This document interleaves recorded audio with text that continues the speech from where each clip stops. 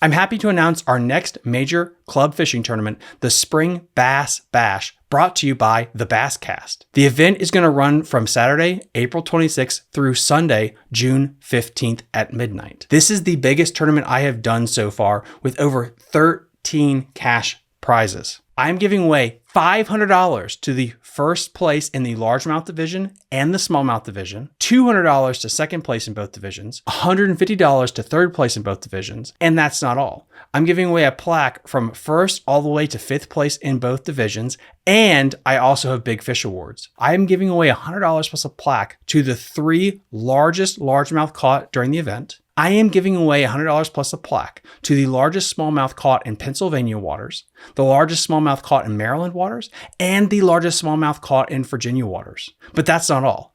I am also doing a side quest challenge here.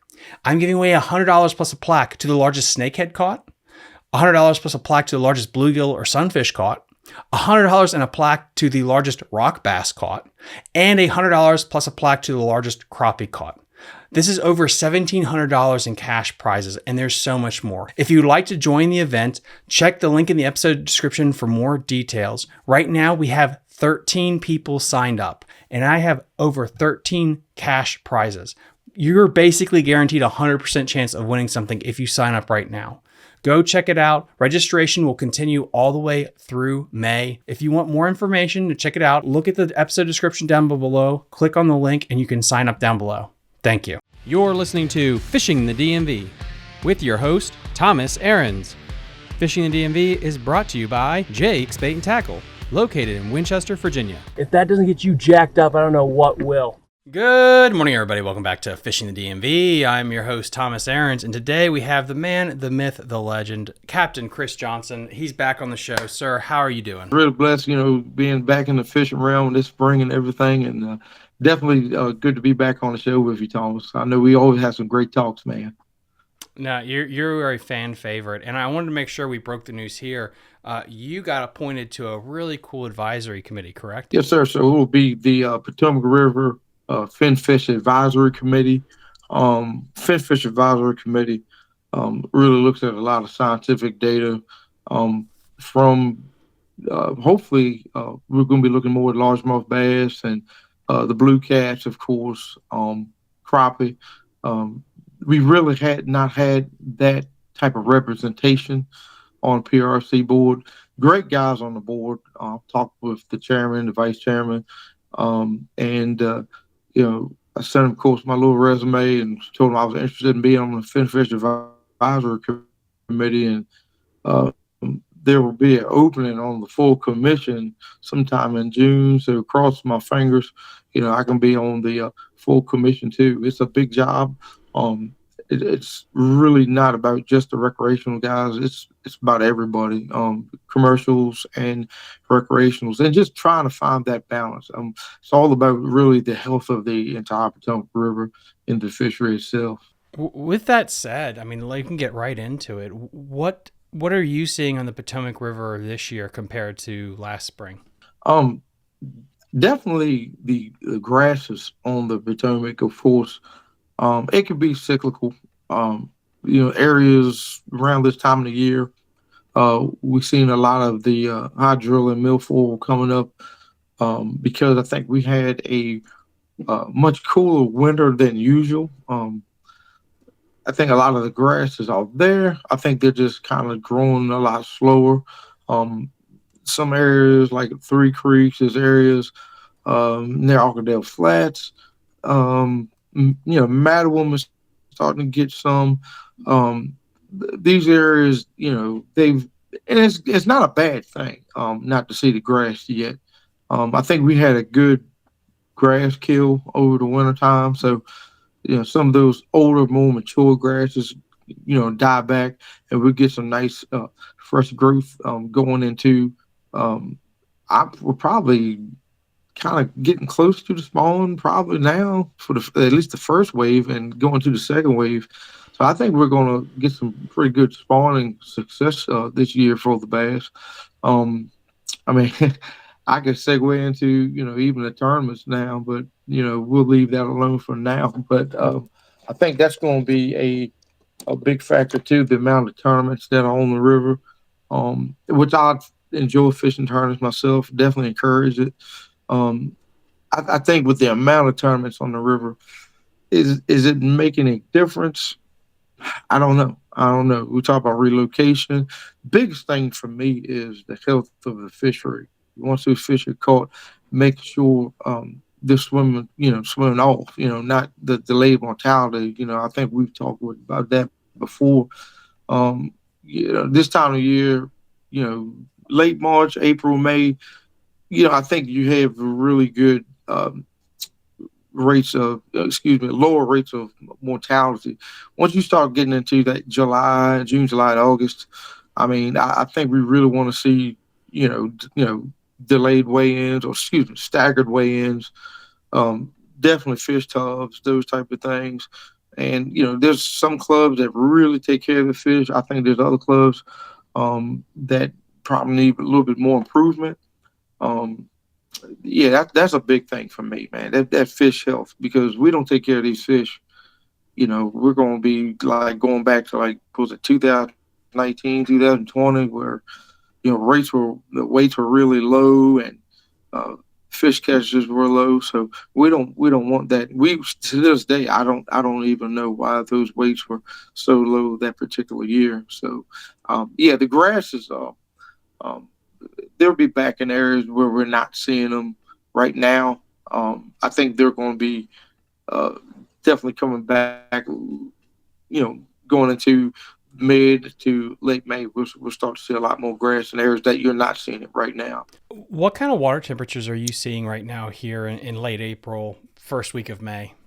So late April, first week of May, I can tell you right now, I've been busting Lake Anna up. I mean, I've been on Lake Anna like crazy. But I'm telling you now, this is the thing that I noticed. Lake Anna, of course, we all know in the DMV, Lake Anna is a uh, nuclear waste heat lake. So you get a lot of that warming effect. It kind of mixes with the water in the Dyke 3 area. This is no kidding. So last week I was there. Of course, we had that big old cold front, a week and a half ago, and I was getting water temperatures like 59, 60. I had a crappie trip yesterday, and the water was approaching 67 degrees. Mm. So it didn't take a whole lot of time to warm that water back up. Potomac right now, I would not doubt we're 63, 64, maybe even 65 right now. By May, yeah, we'll be hitting 70. No doubt about it. No I doubt saw about it. I mean, 64 in Belmont on Saturday, so that seems about right. It's mhm. weird because you mentioned this earlier. I was looking at some old photos from last year. I was flipping pads a week ago, a year ago, last weekend, and I was catching spawners all up in the pads. Mhm. And we went out there this year, or last couple of days, and they're not up there yet, or at least they're not up there as thick as they were last year. So it's definitely because I think of this colder winter, everything's just a little bit behind compared to last spring. I'm glad you mentioned that. I'm really wondering. So, a lot of times, I think I think honestly, this is an average year. When I mean an average year, was it, I get them confused, La Nina, El Nino, whatever. So this has kind of been the reverse of what we've had the last few years. And I think right now we're having normal temperatures. So maybe because we had that warm up, the big cool down, then warm up again, we may see kind of what I consider a split spawn. So usually you get these alpha females, they move up, they push up. You have these, big waves that come up like the first spawn. I think I think this next full moon in May. Oh my gosh, I don't know when the next full moon is in May, but I think that's going to be a big spawn. I really believe it's going to be a big spawn. Um, we're probably do. Remember looking at the moon last night. We're probably 2 weeks ago. Yeah, I would say probably. I'm thinking mid-May. I don't know if you got a calendar in front of you. Yeah, I'm because I have the thinking. power of Google, it says the next full moon is called the flower moon, which occurs Monday, May 12th. Will be the next full I moon. wasn't too much off. Mm. Yeah, so I think that May 12th, May 15th. 2 or 3 days in that little window there, I think it's going to be a really, really big spawn. I mean, you're going to see 20-pound bags, no doubt about it. Really? You're going to see 20 pounds, no doubt. I really believe you'll get 20. Because we've seen some good bags. I believe it was that first Potomac team. And I think I fished that Region 1. It was about 2 weeks ago. And I mean, it was a tough tournament. I think it took 18 to win. But it was like a freaking, then it went 18 to like 15, 13s.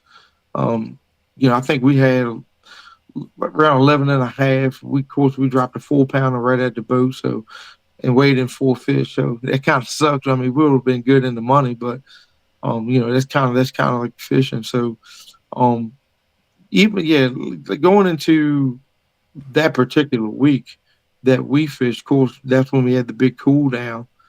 I knew there's some fish in the Belmont area. Went toward the back there.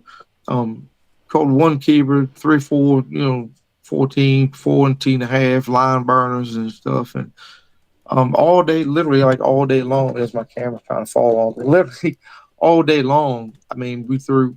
My thing is a chatterbait. I mean, everybody's been on Facebook. They probably see me always building chatterbaits, building swim jigs, and most of my fish that I caught. And believe it or not, let me go off camera just a second, y'all. I got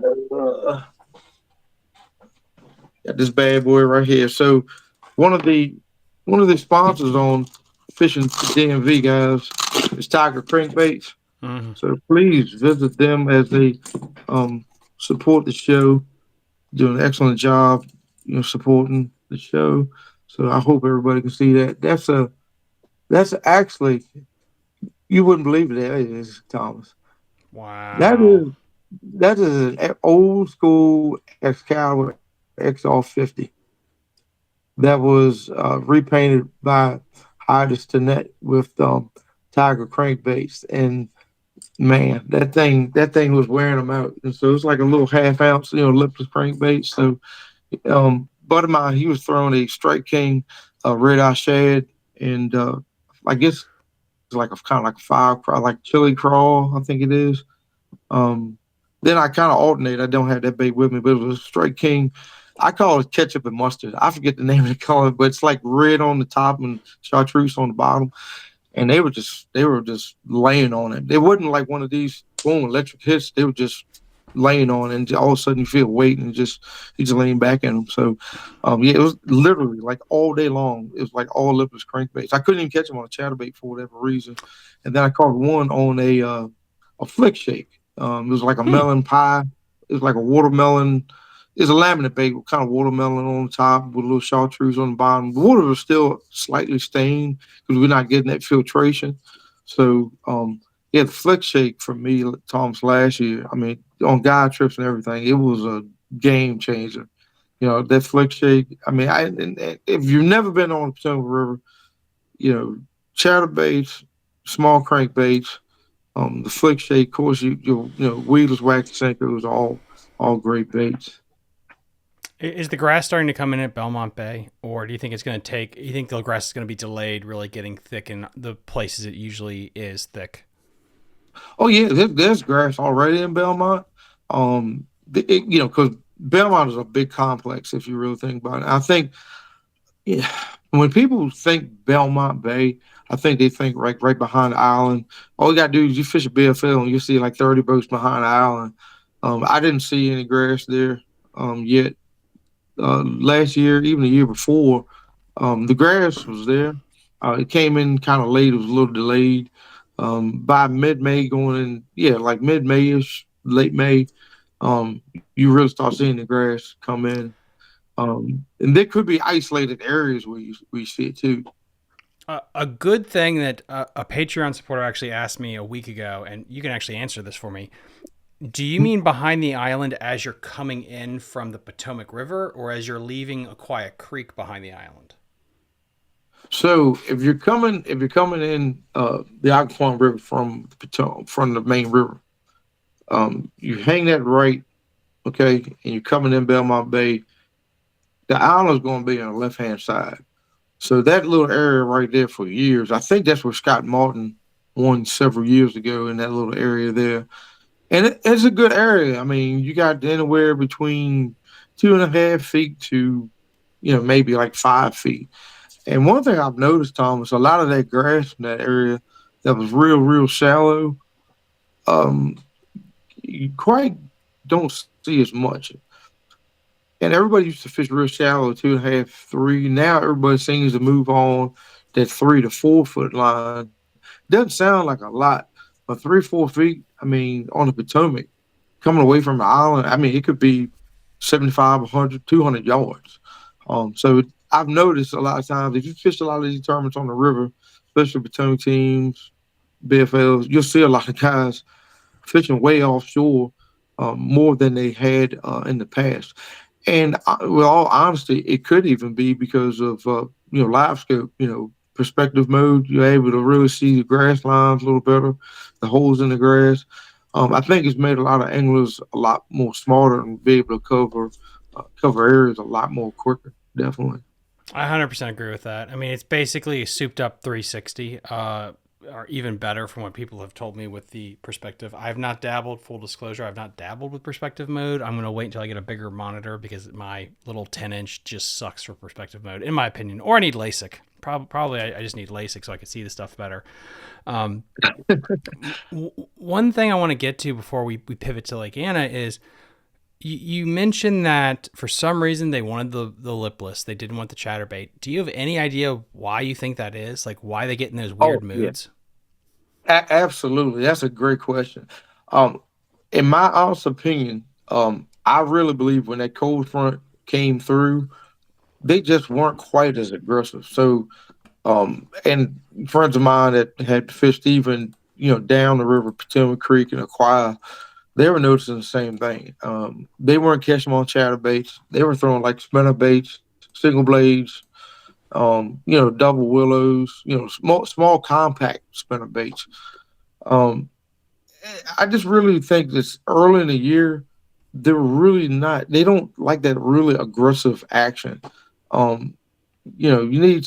Oh man, I wish I had that. So I built my own chatterbaits, but I'm gonna say this much: I give Z-Man a ton of credit. That little Mini Max crankbait, that little Mini Max chatterbait. Y'all listen to this. Y'all better throw that thing. I'm gonna tell you, when those fish are not aggressive, it's a totally different vibration, totally different um, uh, frequency. So those that know me, they know I'm a musician. So sound waves, okay, and the lower pitches. So if you're on a keyboard or if you play guitar, just think about it. If you're playing a lower pitch, that wave is like much wider. So the vibration is not quite as like high tuned, I guess you could say. When you throw that mini max chatterbait, it's a much tighter vibration. So those waves are a lot tighter together, but they're not like overpowering.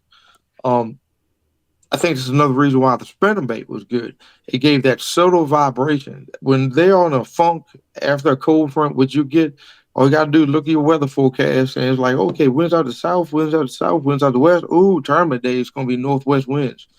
You best believe you better start slowing down, throwing something that's a little less, more subtle, because that extra vibration, they don't like it. They do not like it. I mean, I did not get one bite on a chatterbait. Some guys said they caught a few, but I think that mini max chatterbait, I'm not endorsed by them, nothing like that. It's an amazing bait. It's a little, I think it's like a little quarter-ounce bait, but that thing catches the crap out of them. I mean, in cold front conditions, absolutely. That's a great question, Thomas.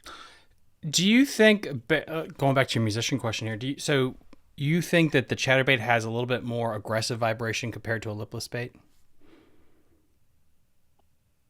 Oh, absolutely, absolutely. I think, and that what's really interesting too.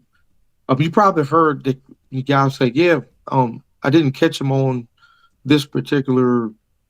Uh, let's use like booyah or whatever. You got the one knockers, and then you got like the fall all out.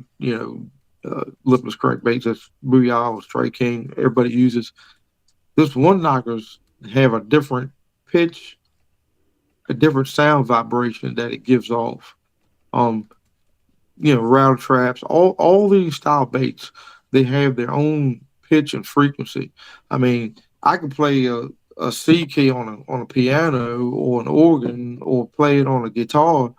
They're all going to be that particular tune, that particular pitch, but it's just the way it sounds, and it's just something about particular baits that certain days they'll like a straight king, certain days they'll like a trap, certain days they'll like a booyah or an Excalibur if you still got a few of them around.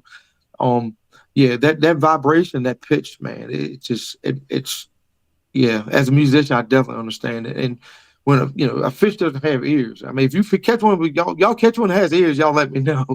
But what it is, they're focusing all that through their lateral lines.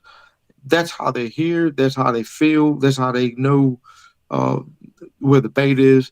So if you throw a bait that's highly aggressive, it's hunting really, really hard, they're gonna like, no, I'm not going after that. That thing ain't acting right. Because if that water is cool or it's cold and it doesn't look natural, I don't think they're gonna go chase after it.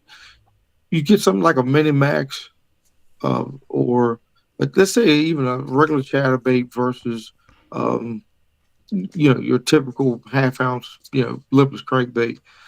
I think it just gives a more tighter vibration compared to the chatterbait, where I think it's a lot more aggressive.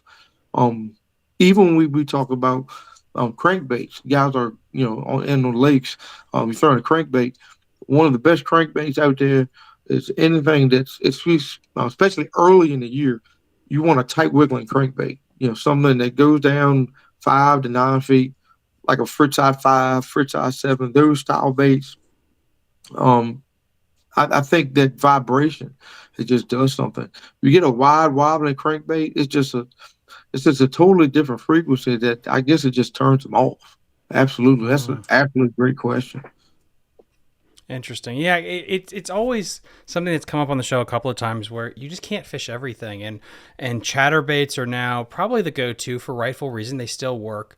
You Oh have yeah, swim jigs that are catching on, but then you have something like the spinnerbait. The spinnerbait felt like it just kind of fell out of the zeitgeist, and I allegedly you hear rumors from people they don't want you talking about the spinnerbait bites coming back, but it's weird that it does seem like certain baits do go through these cycles where it's all the chatterbait now and the lipless, and then okay, maybe the spinnerbait's going to have its due here in a couple of years. no, I mean, man, you're hitting it right on the head, man. I mean, you're talking about baits going through the cycles. How many guys throwing the tube on the river, Oh, like a secret little yeah. stupid tube? I mean, let me tell you something. Guys, go down to Lake Anna, flip some of those docks with a stupid tube, and you will catch fish because everybody's pitching beaver baits, everybody's throwing a shaky head, everybody's throwing a Ned rig. It's just something about that tube, the fall on that thing, that stupid tube is just. Mark Zona had a real good uh, uh, YouTube, um, not show, but little segment that he talked about the stupid tube, and it's a great look. Nobody throws them anymore. Everybody throws a jig, a shaky head, a Ned rig, those style baits. But yeah, they go through these little cycles, man. I mean, man, if you still got a man's original -1 right now, man, you could probably catch them and catch them good. It's just finding those originals, man. You're gonna pay 20, 15 to maybe $30 for those baits, but and again, if y'all got those old -1s, y'all better send them over to Heidi Stiletto Tiger Crankbait. She'll hook Yep. you up. Man. She does a great job. I mean, oh my gosh, I think I did a Facebook little live, and I showed some of the baits, and man, she does a great job. But yeah, those old baits, going back to the spinnerbait versus the chatterbait, man, the spinnerbait got to be like a lost legendary bait, man. I mean, everybody that knows Hank Parker, oh my Yep. God, man, he made a living on spinnerbait. Um, Back in the day, when they really the top 150s in those days.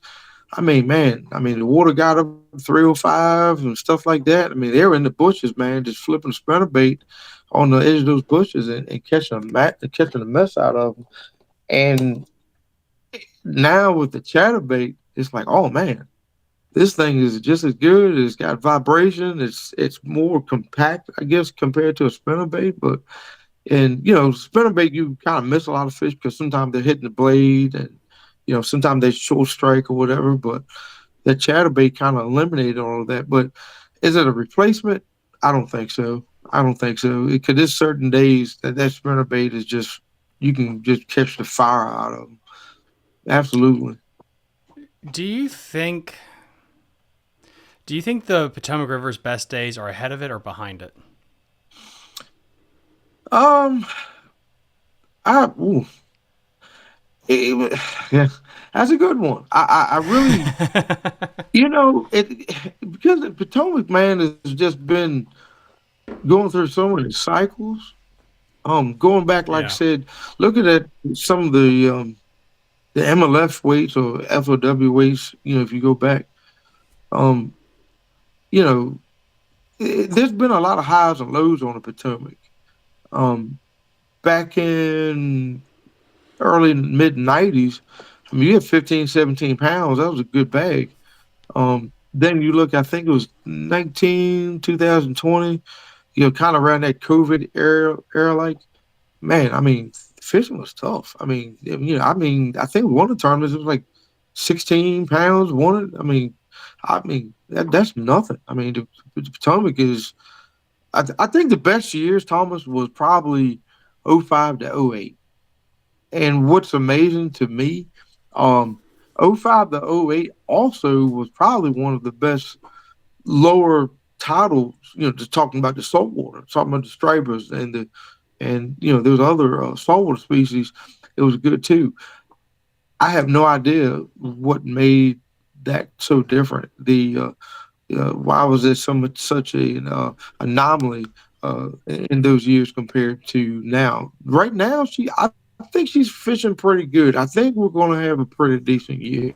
It seems like there's some good bags. I think the first Potomac teams tournament, man, you can go all the way down the list, all the way in the, I guess, in the mid 20s, almost 30th place, man. And the guy still had like 15 pounds. Mm-hmm. So, I think it had just ups and downs. I mean, seriously. I mean, has it had its better days? Oh, absolutely. Um, are we on upswing? I think we are, no doubt about it. I mean, it's. I think one of the biggest things too, and I think we were going to get to that as well. I think one of the things are the amount of tournaments on the river. Um, we look at when I first started really hitting the river fishing tournaments, kind of in the '04, '05 days. You had LAPR with Dave Fauntleroy. He's running a Saturday series, a Sunday series.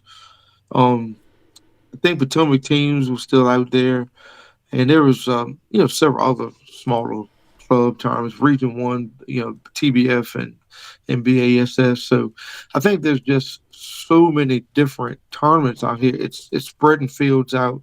It's putting a lot of pressure on the river. Honestly, now what I will say, Thomas, I think we're seeing more pressure on the river now than ever before. I Mm-hmm. will say that for sure. If everything in a perfect world, that that we had 200 boat fields on the BFLs or um, oh, that's another thing too. We had ABA. I think it was the weekend series back then. I think ESPN was even pushing it. We even had that going on, and there were still some great weights going on. So it's just, honestly, Thomas, I think it's just so much fishing pressure on the river now because we got kayak tournaments out there now, which honestly I like the format of the kayak tournaments. I don't want to go off on a tangent, but the one Go thing I for it. like about but one thing I like about the kayak tournaments, um, it's catch, get a length on it and release. And this is just me personally. Everybody likes to see these 5 fish wins. I do. I really do. For the health of the fishery, I would love to see kind of like a MLF style deal. I think that would be real, real cool. I think Battlefield Bass Anglers, they're a TBF Region 1 affiliated club. Scott Favors, he runs it. And they actually did kind of a informal tournament like that. So what they did, they got all their scales and they calibrated all their scales. And what they did, they didn't fish with their partner. They fished with somebody that they usually do not fish with, but they fished as a team and they weighed all their fish, just like MLF. And a lot of the guys actually like that. So between what the kayakers are doing, that style of tournament, I think that would be great. The logistics of it all, Thomas, on a more amateur level, I don't know how easy it would be, because we're talking about funding for all the scales. You're talking about like 150 scales compared to was it like 80 that's fishing MLFs now? So, and then you don't even have a co-angler. So, I mean, that could be something that MLF, or I'm gonna say MLF, since they seem to be one of the bigger trails to come to the river. And maybe it would get more co-anglers, do a team format and do something like that. I mean, I think it would be kind of cool, but how to run it, all the logistics of it all. But yeah, the basis would be cool for sure. Yeah, I mean, I think there's, everyone knows that's listening to this show, my feeling on it. I think that's kind of the deal in the future. I think technology is going to make it easier and easier. Look at the advancements that have happened in the last 5 years. It's coming. Catch, weigh, release tournaments for the masses are coming. Once they figure out how it works, like you can see how well a catch photo release tournament operates right now. And so there's not too much of a leap to do the catch weigh once they can figure that out. And I think that's the thing is, I've had this argument before. People are like, well, the technology is not here. Correct. But once it is, and once that technology is here, it's over, Johnny. Like, why would you do a weigh-in? It costs a lot of money. It's a pain in the ass. Yep. I can sit here in my underwear and I can judge fish. And that's what you do on a photo. You look at the person's upload, make sure everything's correct, and you can approve it. Well, that's kind of what you're going to do with weigh-in tournaments. You're going to have Bob Petty sitting there drinking some coffee and checking his computer, be like, yep, that one counts, that one doesn't, this one counts. And that's how you're going to do it. And once that technology gets there, you're going to see more tournaments, I think, adopted. And then what'll be interesting, this is the cool thing. If you don't have all those weigh-ins, what does that do to the fish? What does that do to the fish populations? I don't know if mortality is going to be as big of a deal, but I think if you look at having a tournament every weekend at Mattawoman, you have hundreds of thousands of fish dumped in Mattawoman, and you're restocking Mattawoman. When you don't have that restocking, what does that do to the fish populations in Belmont, in Aquia, and all these other places? Does it level out? Do all the fish populations level out if you stopped having weigh-in tournaments? It's fascinating, and in the future we'll find out. Yeah, I agree with you, because the stockpiling and in the tournament round, we call it fish for the retreads, or the ABCs, the already been caught. I know several tournaments, especially MLF style tournaments, that they're outside the box. But honestly, if there was, for example, I might get my dates wrong, but I think May the 3rd, I think, is Northeast BFL. I think May the 10th is Shenandoah, or it could be 10-17. I can't remember. So if you don't fish that first tournament, well, the second tournament that's going on at BFL, I'm gonna be honest with you. Well, you think a lot of guys are going to be fishing? They're going to be fishing Mattawoman. The average boat, let's say, has 7 fish in it, and you get 150 boats. You got over 1,000, 15 projects fish sitting in that area. This is just me, my little perfect world opinion. I don't think when you have a tournament of that size, I don't think they should have another one in that same month. That's just my little opinion. I mean, I probably get scolded for it, but that's cool. That's just my opinion. When you stockpile that many fish in Mattawoman, because that's the only place that MLF goes, because their logistics to run their tournaments. And I think they do a pretty great job, as far as taking care of those fish. They have the the weighing tanks and all that stuff. So I'm not even going to speak, bad about how they handle the fish. But as far as the stockpiling and stuff like that, I'm not even sure because I'm not even going to judge them on that. I thought at one time there was an agreement that they was going to have a like a release boat, and but in all honesty, they're not going to run that release boat 20 miles to or 18 miles to Aquia or Potomac Creek or points north of like Dogue or Swan. So a lot of those fish kind of get stockpiled in those mid river areas. So, and if they're not at Smallwood, the following week they're hauled over to Leesvania State Park. So it's just I don't know. I mean, you look at it on a as far as tournaments, as far as hey, where am I going to try to fish? Honestly, it's like, why would I even run Woodrow Wilson Bridge area when it's all a fish farm right in the mid river section? There's just so many tournaments. Hey everyone, quick little announcement here from Fishing the DMV. Our club membership on Patreon is nearly full. There are only 6 membership spots still available. Once these spots are gone, they're gone, and I'll be closing down the club membership to new members until 2026.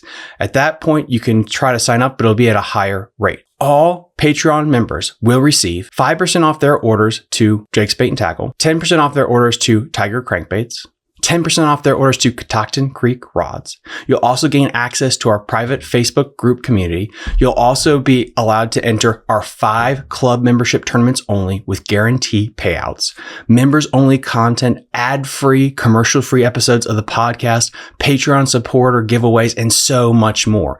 And you get all of this for $6 a month, which is less than a pack of Cincos or a jackhammer chatterbait. And since we're under our 10 membership spot, I'm going to do something else. I'm going to give everyone a 10% off their membership if they sign up for the year.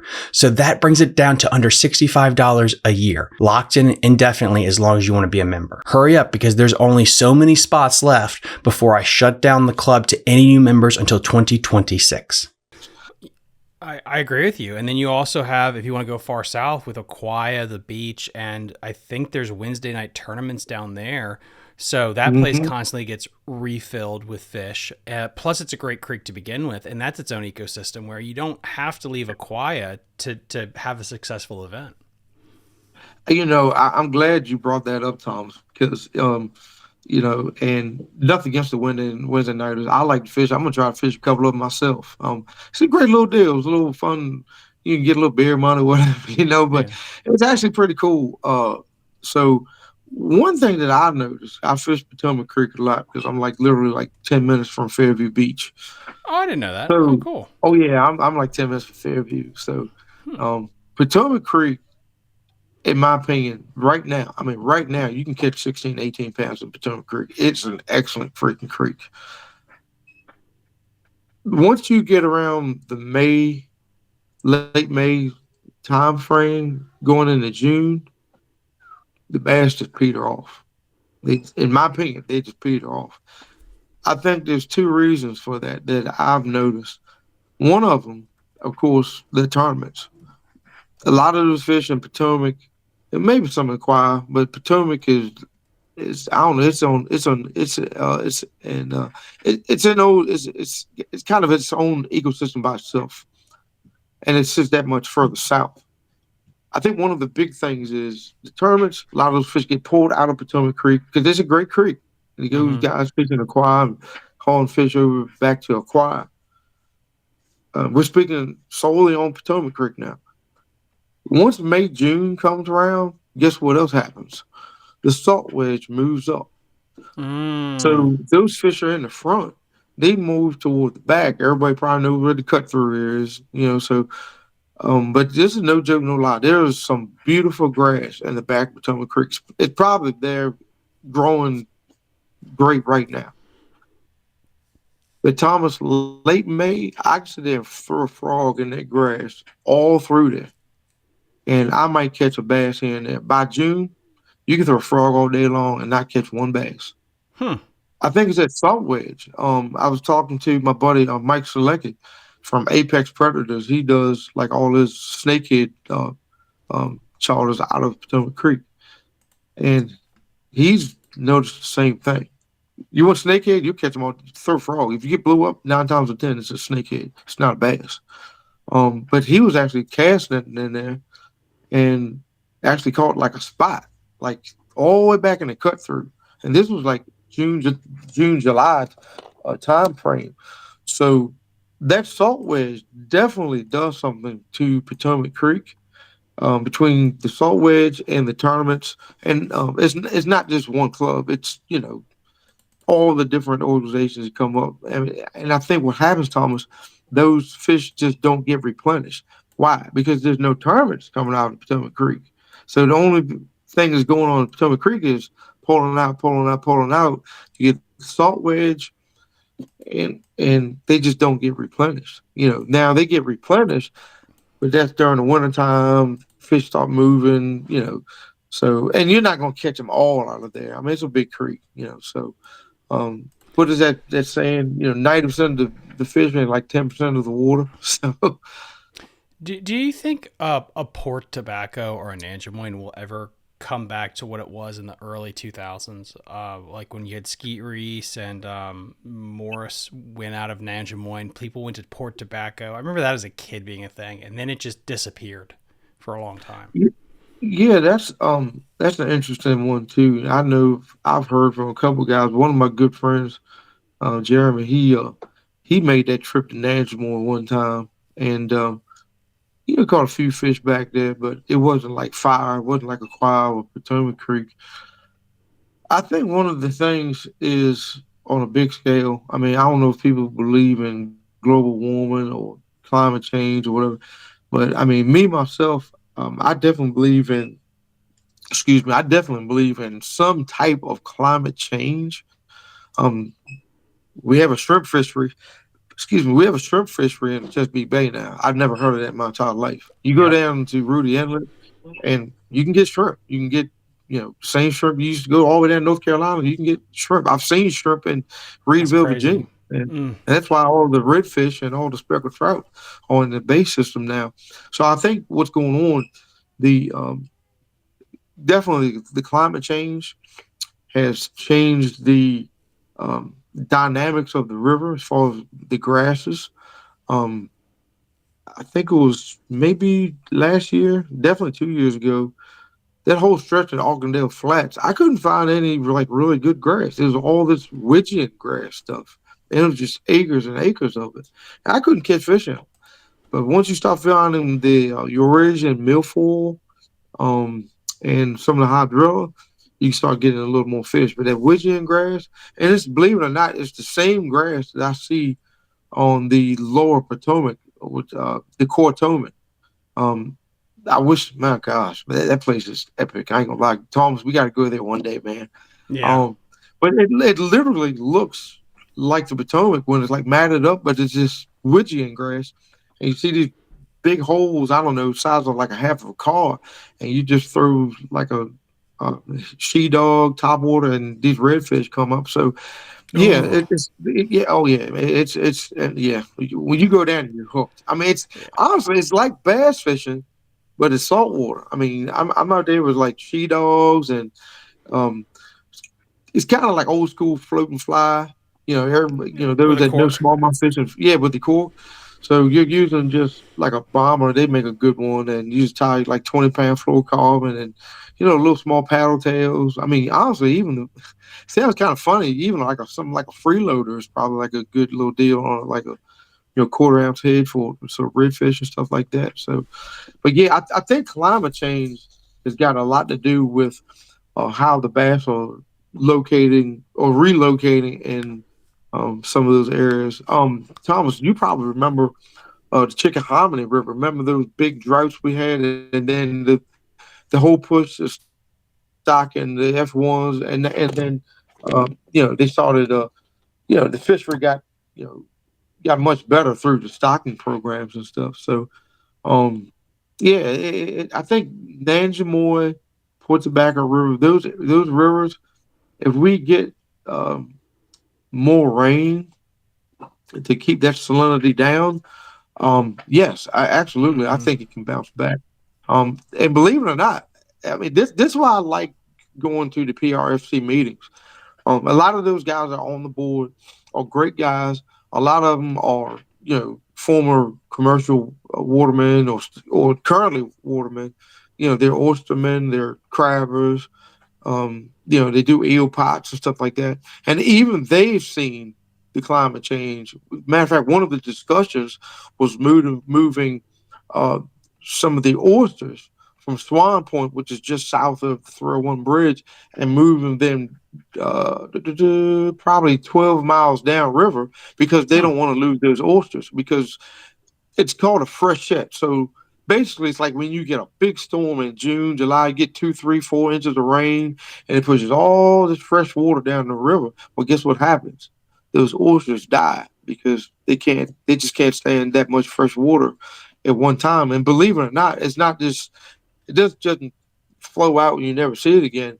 It flows, it pushes back. It flows, it pushes back. And it could take 2 weeks for that fresh water to get out. So, and it's actually the same on the Mississippi River or the Pearl River down south. So I got a little experience down in Biloxi, Mississippi, and seeing how those big storms and all these rains coming through the plains, and they have the same type of issues going on as far as the salt wedges and the fresh water stuff. So yeah, I think it can bounce back, but it's really beyond our control. It's really Mother Nature.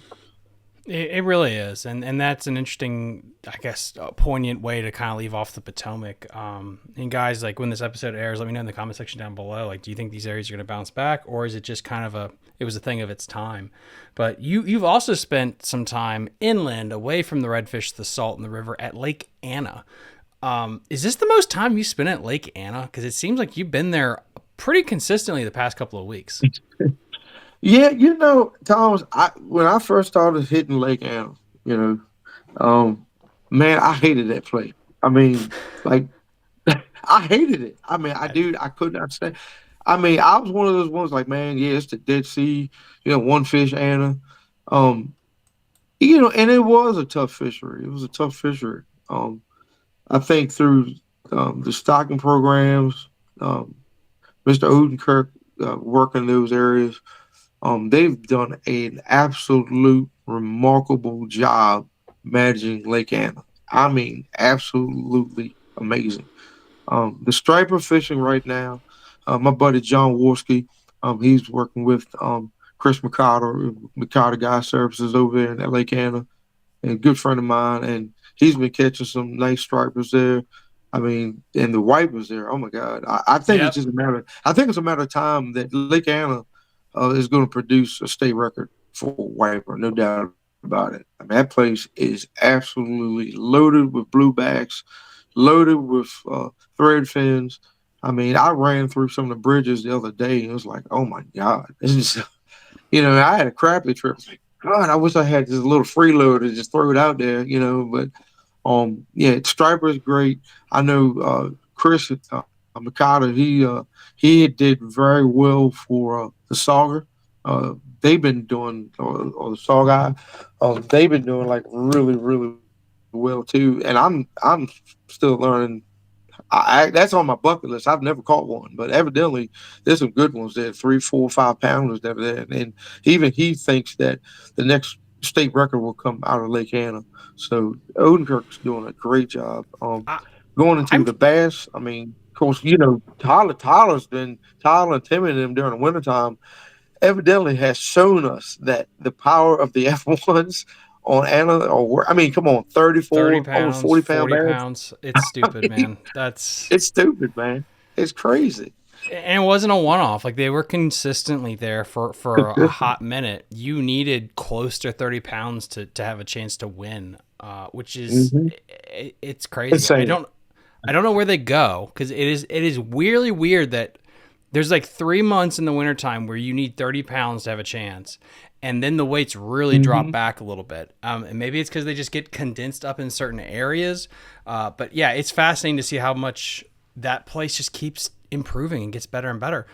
And when I was fishing my kayak event there a couple weeks ago, I was shocked at how many big crappie are in Lake Anna. My God, there's a lot of crappie in that lake. I tell you, and honestly, Thomas, I had no idea. I mean, even I had no idea. I mean, I knew you could catch a lot of 10 inches, 12 inches. One of the biggest crappie that I've ever seen like in person, and definitely on my boat was caught last week. And this kid, I mean, he's like 17 years old, and he went with his uncle, and he caught one. It was like 16 inches long, and we put it on the scale a high point, and it was like 2.2. I think it was like 2.2 or 2.4. Mm. I mean, massive, massive. And we had another one that was length citation. I think it was like 15.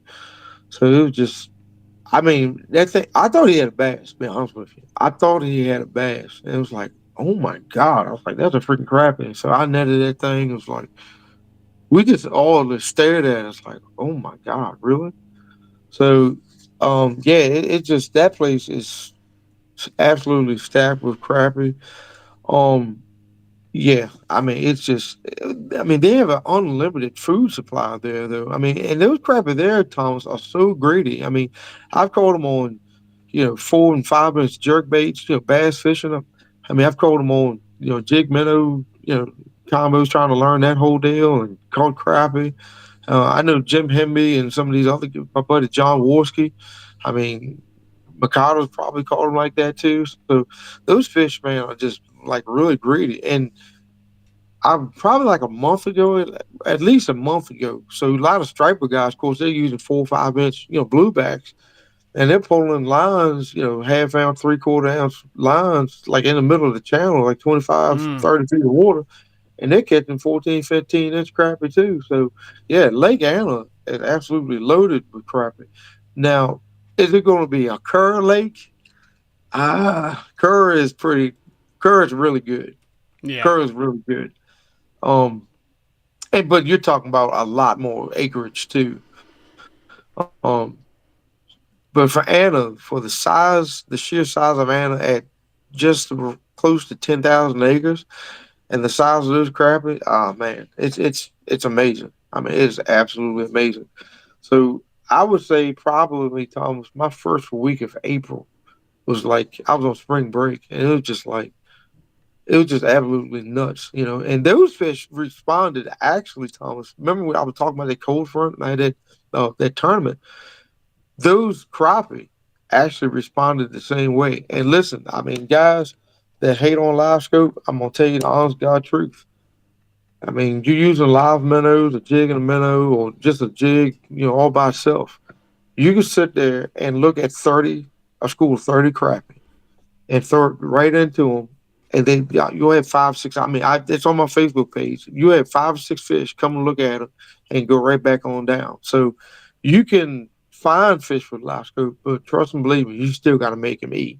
And anytime you're with, live bait, live minnows, and you still can't catch them, that's just telling you that you just got to find the willing fish that's willing to bite. And I know I can't speak for Timmy and Tyler and those guys and Matt, but you go to Lake Anna and you bass fishing, you're the same way. You can see 3 or 4 on a brush pile, and you're shaking that rod, and they just don't eat. Just sit there, look at it, and just don't eat. But yeah, Anna's a great, great, great fish for it, man. I'm hooked. I ain't gonna lie to you. I'm hooked with it, man. It's insane, and again, like with the swiper population going up there, the F1's crappie is crazy. And again, I keep circling back to the crappie, where it feels like there's more crappie guys. There's more interest in crappie fishing now. Do you feel like you're doing more crappie trips than you ever have done before for your guide service?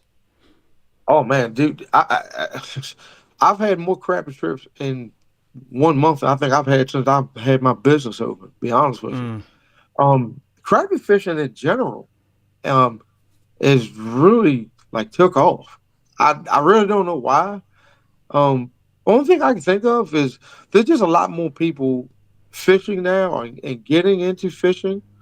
You don't have to have a big sparkly boat. You don't have to have live scope to do it. I mean, you can go out there with a 14-foot John boat. You know what I mean? A kayak.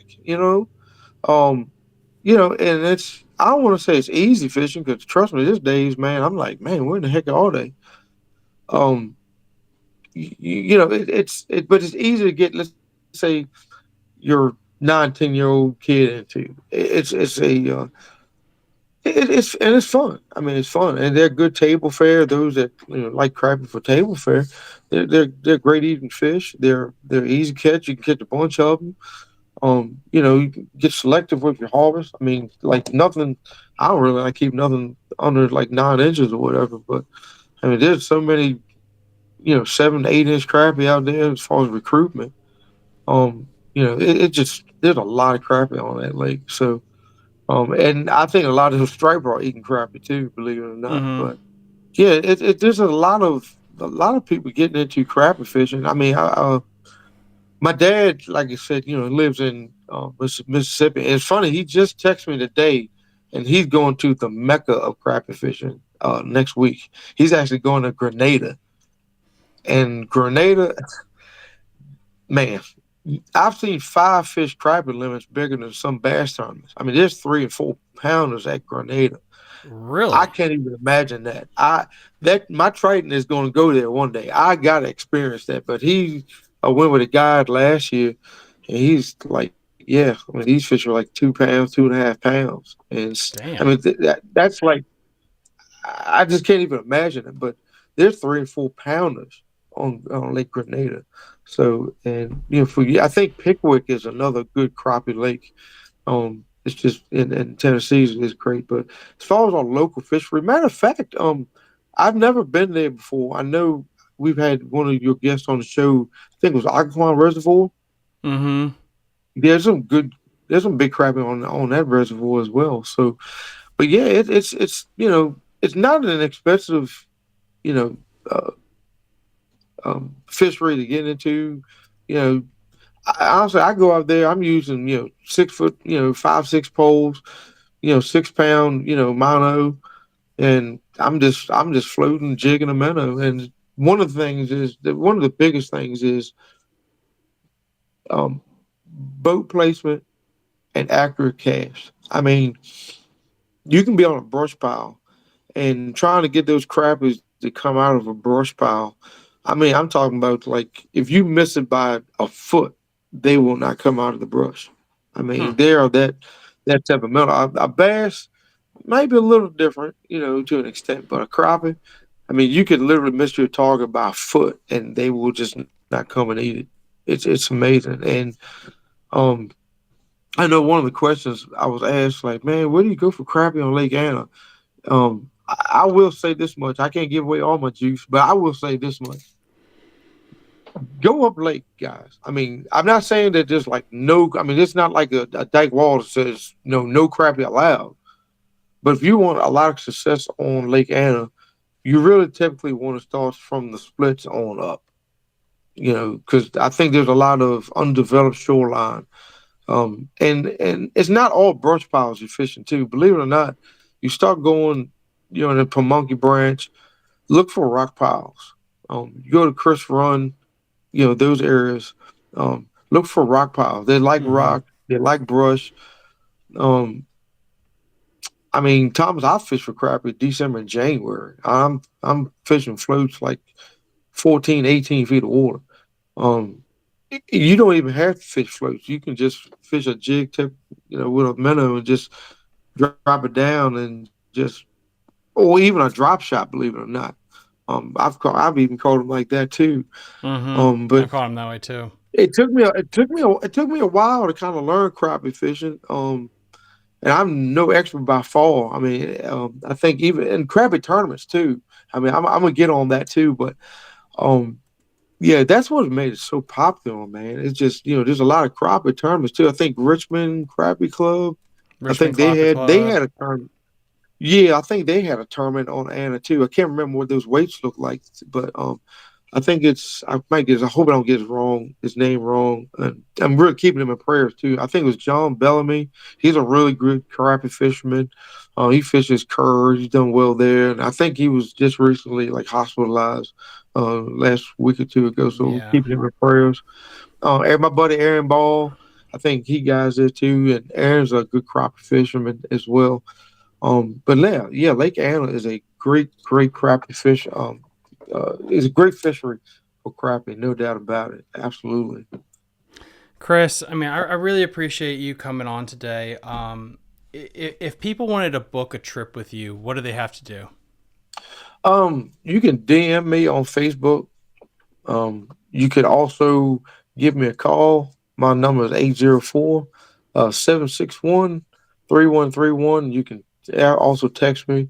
Or go to my website, www.kjsoutdooradventures.com. You can leave me a message, or you can also email me at the same address, kjsoutdooradventures at gmail.com, and I'll get back with you as soon as I can. So I appreciate this time, sharing with you. I'm gonna close out with this one last thing, guys. If you during the off season, a lot of guys seen what I was doing. So we talking swim jig season, guys, on the Oh boy. Potomac.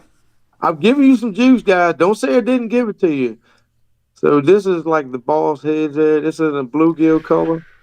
Look, I gotta do this, man. Go So for check it. it out. So there were some things said. Y'all see that head right there? It's kind of. I hope you can see it, but it's kind of Yeah. recessed eyes. Huh. Man, that thing comes through the grass so well, and it comes with a nice little weed guard.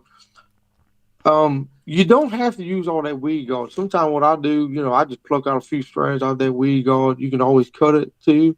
So this is like a little bluegill color. I think you can see it real good like that.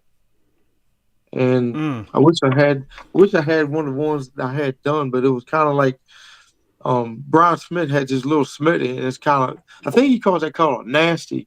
And I think Dave Turman Tackle has that same color scheme. Man, I think it was called Chameleon Purple. So if you want that Chameleon Purple, guys, y'all head over to fishingskirts.com. I'm giving y'all the juice. Y'all better replay this, man. So basically, we get doing this is a olive pumpkin pepper, guys. It's a color, it's 257. You can get this at fishingskirts.com. So you're gonna use some of that. And this is color 18. This is brown. And then you have I believe this is a June bug. So it's like a purple with that little emerald flake into it. So those three colors, man, they're like one of the best colors. I thought I had one laying around here downstairs, but I guess I don't. Probably in my back. Oh, actually, I got one I didn't put on a jig yet. So when it was all said and done, this is a skirt like done. I'm glad I had this downstairs actually. So that's like the brown. Actually, that's a color Mm. called.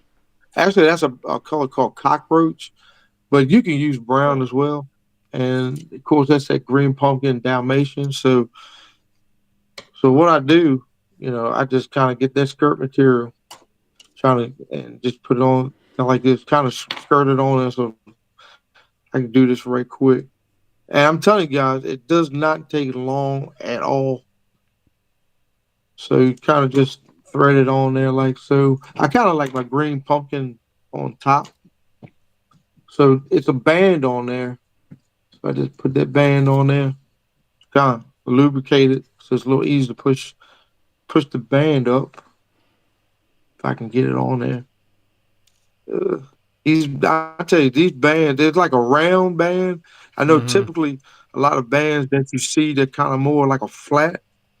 And my personal opinion, I don't think they last quite as long, and they don't give you that they don't give you that flare that you're really looking for. So, so I got that skirt on there now, right? So what I do, I kind of position it how I want. So I got that green pumpkin on the top. So what I'm gonna do now is usually I cut them one at a time. I'm gonna for time. I'm gonna cut them all together so you can kind of see. So this is kind of finished product. Sometimes you gotta play with it a little bit because they kind of stick together because it's like static electricity or whatever it is. So that's that color right there. Kind of got to play with the skirt material, move around a little bit and everything. But this jig color right here, man, is in Dave's tournament tackle. They actually, I think they call it like chameleon purple. So you kind of play around with the skirt material a little bit. And honestly, usually I trim that skirt back a little bit too because I don't like want so much skirt material. So I Hmm. kind of hold it like this, and then I Why kind of, purple? man, I ain't gonna lie to you. So honestly, I think a lot of those crawl, they kind of change colors because everybody likes blue and black. I think they go through like a little transition. I think it's a transition color because a lot of people go green pumpkin. Well, matter of fact, I don't have this jig tied on yet. There's another color right here. It's like a green pumpkin with like that red.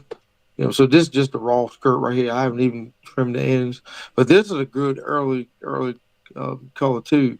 Um, I forget what they call this actual combo, but it's basically green pumpkin with that red. I think that's a really good early color. For some reason, these crawls they kind of get into that purple, maybe in that transition into blue and black.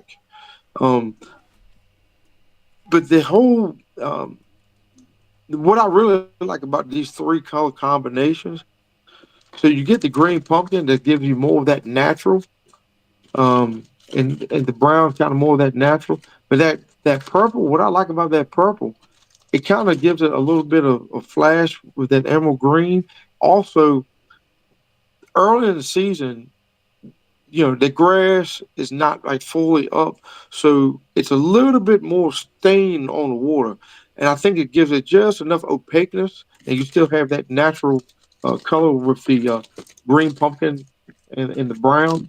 So for whatever reason, and I ain't gonna lie to you, man, this I found out. I mean, that this chameleon purple, or as Brian Smith in his product, his Hayabusa jig, he calls it nasty, and it is nasty. I mean, this Hmm. color.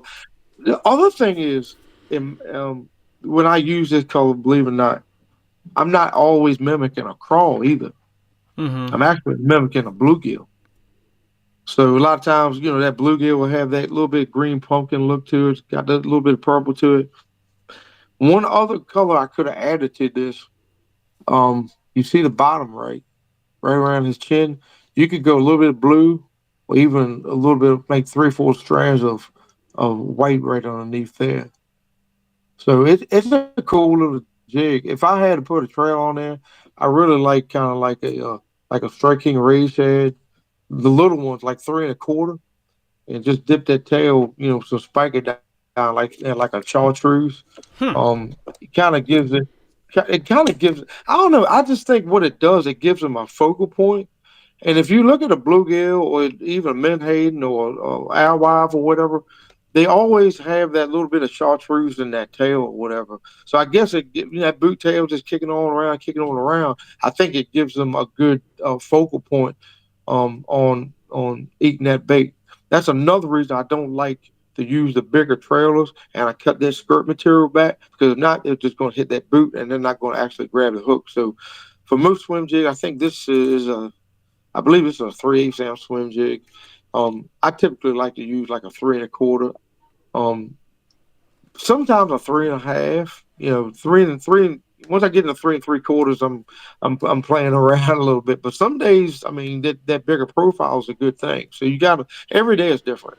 Every day is different for sure. What do you Yeah. use tackle wise for that bad boy? What's your bait caster setup, line, all that? I honestly, for me, I think I.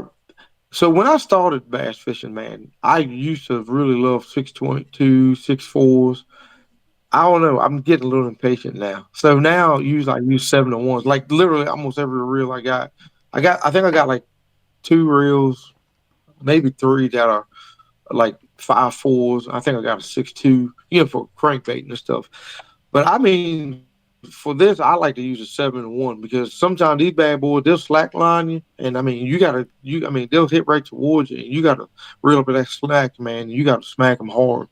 Um, Swim jig most times it it's sometimes like a dead weight, and I just lay into them. I'm not really snapping the rod hard. I'm just kind of easing into them.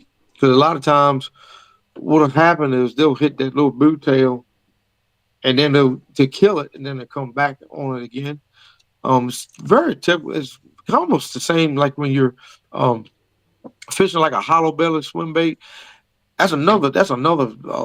I haven't heard a lot of guys even throwing those. Remember those Young Money minnows and stuff? They were Bass hot. tricks. Remember bass tricks? Yeah, Back the in the bass day? tricks, and it's like that's going back what we said earlier. It's like nobody's throwing those old school lures, and believe it or not, I'm still catching them. I still got some of those old original ones, man, from before the price went to like $8 for a pack of 4 or something like that. But yeah, they're great lures. But I hope this I hope this helps out somebody, catch a fish on the river this weekend. I have no idea when I'm fishing this weekend. I did want to hit the river though, but not fishing a tournament. I think I might just go try to fun fish and try to find some fish for the next couple of weeks and everything. So gotta stay on top of them. Yeah, dude. I mean, absolutely. You got to get out there. Guys, again, go check out Kris. Go get a charter with him. He guides at the Potomac River, Lake Anna. He also does saltwater fishing too, crappie fishing, bass fishing. As always, a link in the episode description to his Facebook page, everything that you need to go find him, go support him with the sponsors. And if you guys want to, you can go check out me on Patreon. We got about 5 positions left, I believe, before I'm shutting down until 2026. And you can go join us for our month-long fishing tournament that starts this coming Saturday and goes all the way till June. If you'd like to register for that, more than welcome. Link in the episode description. And we will see you next time on Fishing the DMV. Bye. You're listening to Fishing the DMV with your host, Thomas Ahrens. Fishing the DMV is brought to you by Jake's Bait and Tackle, located in Winchester, Virginia. If that doesn't get you jacked up, I don't know what will.